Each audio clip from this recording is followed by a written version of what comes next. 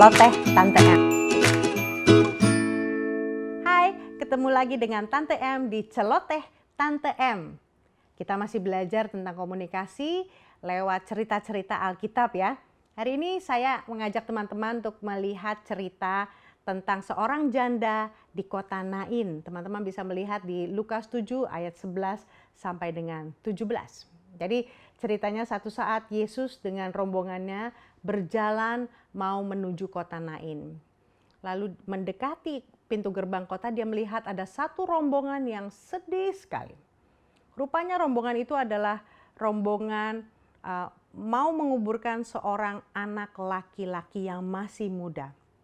Dan anak laki-laki ini kenapa spesial? Karena ternyata ini adalah anak laki-laki satu-satunya dari seorang janda. Dan melihat hal itu dikatakan tergeraklah hati Yesus. Lalu Tuhan mengatakan, "Ibu, jangan menangis." Sesudah itu dia menghampiri usungan mayat itu, lalu dia menyentuhnya dan mengatakan, "Bangun, bangkitlah." Ya. Anak muda itu bangkit dan hidup kembali, dan Tuhan Yesus menyerahkan anak muda ini ke ibu janda. Ya, maka sukacita ada di situ. Nah, itu ceritanya teman-teman. Lalu apa yang kita bisa pelajari? Mari kita lihat, kita bedah sedikit-sedikit tentang cerita ini ya. Yang pertama adalah Tuhan Yesus ini sangat aware dengan keadaan sekitar. Bahkan ketika dia bersama rombongan, kita punya kecenderungan kalau kita udah sama rombongan kita suka lupa. Kita seru gitu dan kita tidak memperhatikan sekitarnya. Tetapi Tuhan Yesus aware. Ya, saya sudah pernah bercerita tentang aware ini, ya, hadir penuh ini. Ya. Tuhan tidak cuma melihat tetapi juga memperhatikan. Dan yang kedua adalah Tuhan menggunakan hatinya. Dikatakan dengan sangat jelas, maka tergeraklah hati Yesus. Wah, luar biasa sekali. Teman-teman, ketika kita berkomunikasi dengan menggunakan hati, itu dampaknya akan luar biasa, sangat luar biasa. Nah, apalagi Tuhan Yesus itu komunikasinya nggak cuma ngomong doang, tetapi juga nonverbal. Misalnya menyentuh, ya, menghibur, lalu dia melakukan sesuatu, yaitu menghidupkan anak janda itu. Jadi dia melakukan, tidak hanya omdo, ya. Tuhan Yesus tidak seperti itu. Dan yang menarik adalah Tuhan Yesus itu tahu prioritas. Maksudnya apa?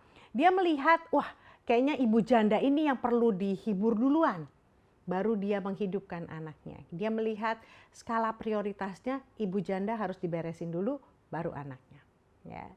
Dan yang menarik adalah Tuhan Yesus itu ketika dia mendekati usungan, dia menyentuh mayat itu. Padahal di dalam tradisi Yahudi, menyentuh mayat itu sangat najis teman-teman. Dan dia harus melakukan satu ritual untuk menyelesaikan hal itu. Ya. Tetapi Tuhan Yesus tidak ragu-ragu, dia menyentuh bahkan membangkitkan anak muda yang mati tersebut. Dan yang terakhir adalah Tuhan Yesus ketika berbicara, jangan menangis dan bangkitlah, itu dengan penuh otoritas. Keren banget ya, ceritanya pendek tapi banyak sekali bagian dari komunikasi yang kita bisa pelajari dari sini. Lalu apa hubungannya dengan kita sekarang? Apa yang kita bisa pelajari dan kita catat untuk kita masa saat ini? Yang pertama adalah ketika kita berkomunikasi, kita harus aware akan keadaan sekitar. Kita nggak bisa lagi sibuk dengan diri kita sendiri, dengan handphone kita.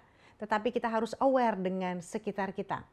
Saya kalau ke kantor itu biasanya saya pakai MRT teman-teman. Dan saya memperhatikan bahwa di dalam MRT hampir semua orang itu sibuk dengan handphonenya. Tidak lagi memperhatikan sekitarnya. Ya. Mari kita belajar untuk mulai memperhatikan dan aware akan kondisi sekitar. Yang kedua adalah Tuhan Yesus itu berkomunikasi dengan menggunakan hati. Ya, tadi saya sudah bilang bahwa ketika kita berkomunikasi dengan menggunakan hati, dampaknya akan sangat berbeda. Walaupun kontennya sama, tapi dampaknya akan lebih efektif dan lebih powerful.